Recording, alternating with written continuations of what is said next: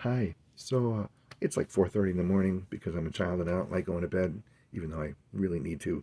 But the other thing I need to do is emphasize again and again and again how important what you're doing is to the world, why it matters, and that it matters.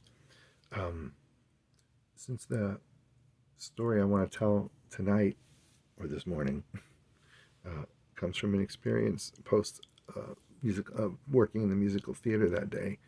Uh, that's going to be the emphasis here because, after all, as woodwind doublers, we spend a big chunk of our time in orchestra pits. It's where our skill set is best put on display the most often.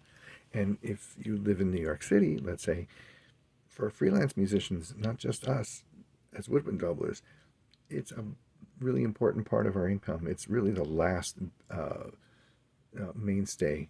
It is, or I should say, it's the last source of steady income that also affords health benefits and health insurance. The legendary studio scene of the 80s and earlier, of course, is, well, it's not vanished, but certainly it's all but vanished. It's a shell of of what it once was. Uh, so on Broadway, of course, this is how we earn our living, and a big part of our living, and of course, we're part of a bigger whole. So being under the scenes, sometimes literally behind the scenes, sometimes even other parts of the building on occasion, it's easy to lose sight of the fact that this is important. And the other night, uh, being in the right now, since I don't have a chair of my own, I'm substituting in other shows. I played two different shows in the same day. One which was contemporary fare, and one which was a piece of classic American musical theater. And since I had just finished playing the latter, I was hungry. It was 11 o'clock at night, and of course, both orchestras played at such a high level. That's the kind of thing that gives you energy, doesn't zap you. I mean, I was a little tired, but I really was just hungry. So off I went. I was having my dinner. I was dressed in black, of course, had my instruments. A couple approached and asked if I had played a show, and it turns out that they had seen the show I had just played, and they really, really needed to tell me, in their words, they needed to tell me just how much it had meant to them to be in the theater that night.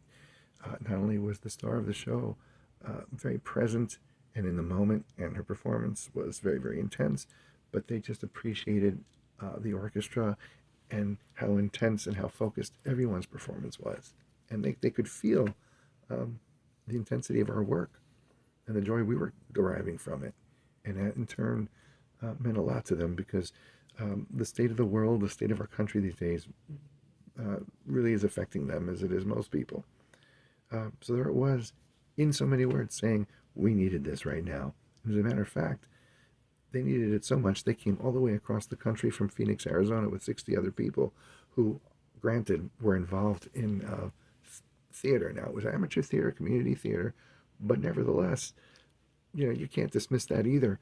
That was one of the great lessons of when I hit the road in the 90s before the internet, was seeing just what profound and incredibly important creative lives many people were leading, even as they found other ways to earn their livings.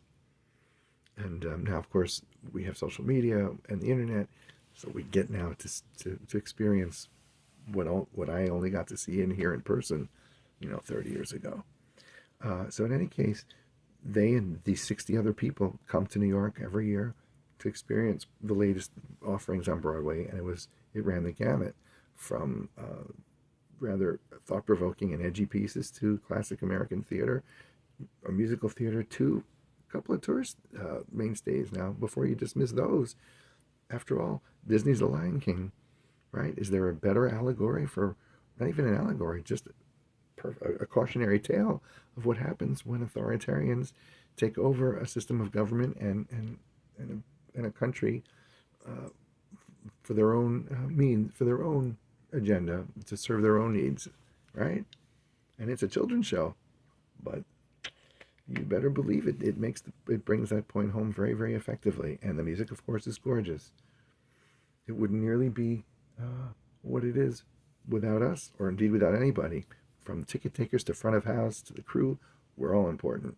But what I'm saying is, while we're fiddling with our reeds and mouthpieces and and head joints and playing our exercises and talking about methods and um, doing the things we do to get better at our craft every day, uh, we have to remember that this is important work and not superfluous. Then we get to the theater, we're with our colleagues, and we get to share. Uh, so there it is, another example of why what we do matters and how it matters. So keep at it.